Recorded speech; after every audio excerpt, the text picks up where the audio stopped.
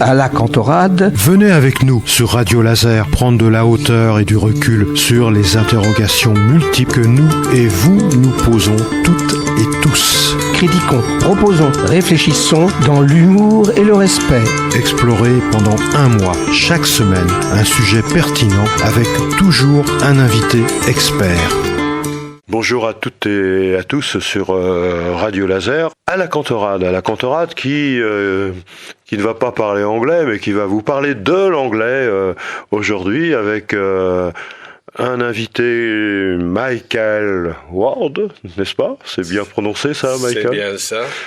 Et Jean-Claude Bouillant, président de l'UTL ici à Guichen. Nous allons donc consacrer 2 chroniques à cet aspect. Dans un premier temps, je rappellerai quelques petites choses. Dans un monde d'échanges et de dialogue, de voyages touristiques comme professionnels, de documents divers écrits dans différentes langues, il est important de comprendre autrui, et de comprendre les textes bien sûr, et ce qui est dit, et de se faire comprendre. Certes, le français est parlé dans certains pays, mais les langues les plus parlées dans le monde, en langue maternelle, il y a une distinction à faire. En langue maternelle, c'est en 1, le chinois, en 2, l'espagnol, en 3, l'anglais. Ouais, en 3, English. En 3, l'anglais, en 4, l'hindi, en 5, l'arabe, en 6, le bengali, on ne va pas continuer comme ça longtemps, en 7, le portugais, en 8, le russe, en 9, le japonais, en 10, le punjabi, et le français, on ne le voit pas. Ça, c'est en langue maternelle. Mais par contre, en langue effectivement parlée au total, qu'est-ce qui est en 1, Michael? English encore. Oui, c'est l'anglais. En 1, c'est l'anglais. En 2, c'est le chinois mandarin. En 3, c'est l'hindi. En 4, c'est l'espagnol. En 5, c'est le français. Alors, il y a eu des tentatives, je ne sais plus quand, j'ai pas regardé l'aspect historique, avec une langue qui s'appelle l'espéranto. L'idée, c'était de structurer une langue, fonctionnellement, bien sûr, pour que tout le monde parle la même langue, quoi. Et non, bien, on est resté dans la tour de Babel en ce qui concerne les langues, et donc, c'est pas le cas. En tous les cas, l'anglais est souvent le dénominateur commun, d'où l'intérêt d'avoir quelques notions, et donc nous sommes très heureux d'accueillir ici à la Cantorade l'UTL de Guichen et l'animateur d'un atelier, je ne sais pas si on dit atelier, c'est ça, d'un atelier de conversation, c'est ça? Oui. Je l'appelle parfois cours, mais effectivement c'est plutôt un atelier, un échange. D'accord.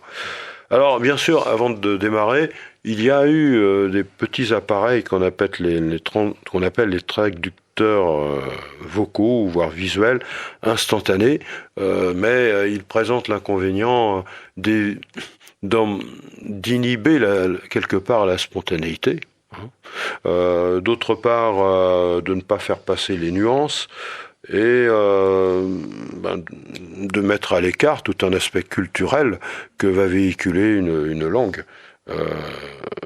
Vous auriez quelque chose à ajouter là-dessus, peut-être Michael et Jean-Claude? Bon, oui, tout d'abord, je pense que dans les années à venir, on va se développer ce genre d'instrument.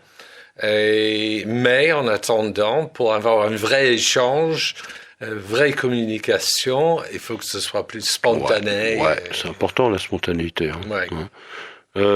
Jean-Claude, vous auriez quelque chose à ajouter avant qu'on démarre vraiment par rapport à ce qu'on vient de dire là? Sur le fonctionnement de ces appareils, il est clair qu'il n'y a pas... chaque langue est complexe, chaque langue porte ses nuances, et il est certainement très difficile de faire passer par ces traducteurs une vraie sensibilité dans une vraie expression juste du message que l'on veut transmettre. Alors bien sûr, on va rêver, on va faire de la science-fiction avec l'intelligence artificielle, des puces qui seraient implantées dans le cerveau, je pense à Elon Musk ou autres. Peut-être que les choses changeront, mais on n'en est pas là. Hein, on peut dire ça. J'en aurais peut-être bientôt besoin moi-même. Mais... Bien. Donc, on va demander à chacun de se présenter. On va commencer peut-être par Jean-Claude Bouillant. Vous êtes président de l'UTL à Guichen. Comment vous en êtes arrivé là? Ça a demandé un petit peu de temps. Avant, c'était Monsieur Ribaud, je crois. Monsieur Ribaud était effectivement président depuis 2000. Oui. Donc, il a été président une vingtaine d'années. J'ai pris le relais depuis 3 ans. 3 ans. J'ai été auparavant 1 an ou 2 membre du conseil d'administration et j'ai donc pris le relais. Et à cette époque-là, on avait déjà commencé à réfléchir sur la mise en place d'un atelier de conversation anglaise. Déjà à ce moment-là, oui. Il se trouve que lorsqu'on essaie de mettre en place une activité, on essaie de ne pas rentrer en concurrence aussi avec les autres associations culturelles de la commune. Et donc, c'était resté en veille. Et il se trouve que cette année, au mois de mars-avril, un ami commun entre moi et Michael m'a dit que, sans doute, Michael Ward pour être un intervenant. Nous avons donc pris contact et nous avons effectivement convenu de mettre en place cette activité qui a donc démarré depuis le mois de début octobre. Alors, le tout début, c'était il y a bien longtemps déjà, quoi. Dans les réunions du conseil d'administration de l'UTL, ça paraissait une évidence qu'il fallait arriver à faire un atelier de conversation en anglais.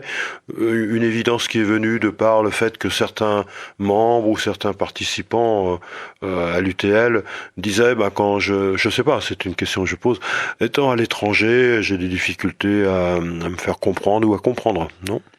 Oui, le but de l'UTL, c'est aussi d'amener des activités culturelles, intellectuelles, permettant à chacun de s'enrichir culturellement et de pouvoir effectivement, au travers des voyages, en ayant travaillé en conversation anglaise, de pouvoir communiquer aussi. On rappelle que UTL, ça veut dire Université du temps libre. Savoir occuper son temps librement et continuer à s'enrichir, c'est ça. Tout à fait. Alors, il est vrai aussi que nos activités s'adressent essentiellement à des personnes qui n'ont plus d'activité professionnelle, même si on a un renouvellement de ces personnes, puisque dans l'atelier de conversation anglaise, on a effectivement de nouvelles adhérentes qui sont encore en activité et qui prennent plaisir à nous rencontrer le mardi matin. D'accord. Michael, vous avez dit oui, bien sûr, la preuve c'est que ça se fait, mais vous y avez déjà pensé, ou vous avez déjà eu l'occasion de participer à des formations en anglais ici, localement, ou non? C'est que au départ, je suis venu en Bretagne pour m'occuper du département de langue à l'école de commerce de Rennes. Donc effectivement. Mais j'ai gravité vers d'autres choses après. Et puis à la retraite, un jour, ma femme qui est prof d'anglais m'a dit qu'elle avait une amie dans sa chorale qui faisait partie d'un groupe à Rennes, à l'UTL de Rennes, qui faisait de la conversation en anglais et il cherchait un anglophone pour l'animer un peu. Donc, est-ce que je me suis proposé? On m'a convaincu que je devrais essayer de faire ça. Et après, ayant un peu marre d'aller à Rennes tout le temps, je me suis dit, ce serait bien de le faire plus près de chez moi, parce que j'habite à Saint-Senou. Oui, pas loin d'ici. Et notre ami en commun, qui fréquentait l'UTL, m'a dit, mais pourquoi tu ne proposerais pas ça à l'UTL de Guichen? Bonne idée, bien sûr. Comment sont organisées ces séances?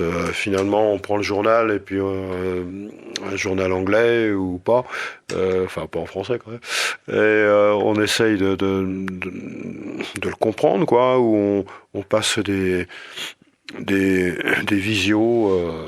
Comment vous procédez? Je sais pas si c'est à moi de répondre, mais vous pouvez répondre tous les deux, pas de problème. En fait, on essaye de traiter de l'actualité comme point de départ, mais en même temps, l'idée, ça serait de à la fois faire la langue, mais aussi la culture des pays anglophones sachant que l'anglais, c'est une langue officielle dans beaucoup de pays. Hein. Tout à fait. Et aussi le vecteur de communication internationale.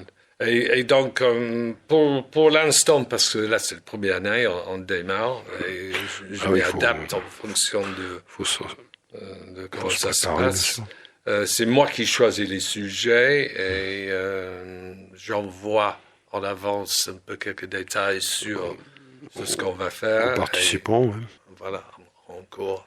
Jean-Claude, en faisant partie de ceux qui subissent cette torture, pourrait peut-être... Oui, alors moi Oui, Jean-Claude. Michael nous apporte des documents, enfin nous envoie des documents pour dire, depuis le début de l'année, nous avons traité de l'attentat en Israël, donc le 7 octobre. Nous avons depuis travaillé sur des documents traitant de l'Australie et des modifications de la Constitution qui ont été proposées à la population australienne. Nous sommes actuellement à travailler sur la Nouvelle-Zélande. D'accord.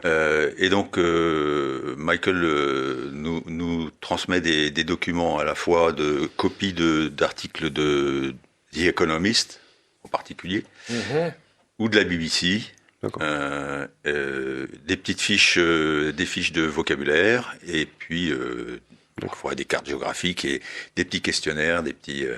Donc ce sont des documents papier et aussi des documents visuels aussi, c'est ça? Tout à fait. Oui. Donc vous êtes équipé, Jean-Claude, je suppose, pour projeter aux participants certaines choses. Tout à fait.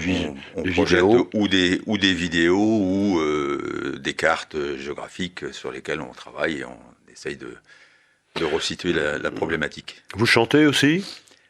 Pas encore. Nous n'avons pas encore eu la possibilité. Je sens que Michael, il pense. Vu que moi-même, je chante très très mal. Mais non. J'évite.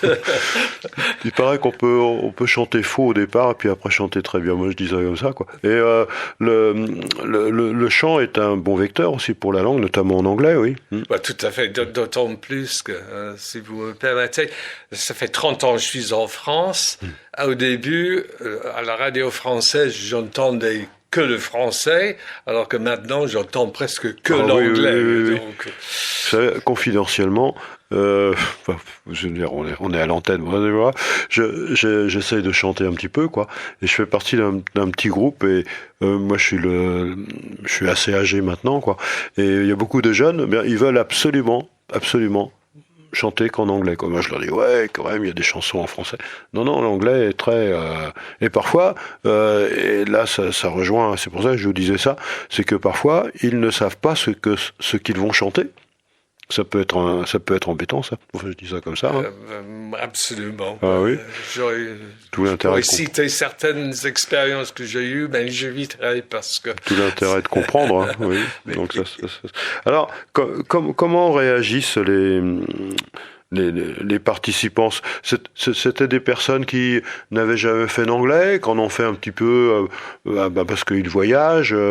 Comment ça se passe, Jean-Claude, Michael? Le niveau est très hétérogène. On a effectivement des personnes qui débutent dans la langue et d'autres qui ont un vécu professionnel à l'étranger et qui ont été amenés à pratiquer effectivement davantage la langue. Ouais. Et entre les deux, on a ceux qui ont appris au lycée, voire encore un peu en fac. Et ceux qui voyagent et qui essayent d'entretenir leur niveau de communication. Ça doit pas être facile, ça, Michael, face à cette hétérogénéité. C'est assez problématique, mais en étant conscient, je structure un peu les échanges afin que quelqu'un puisse s'exprimer. D'accord. Même si dans certains cas c'est fait avec aisance, dans d'autres cas avec moins d'aisance.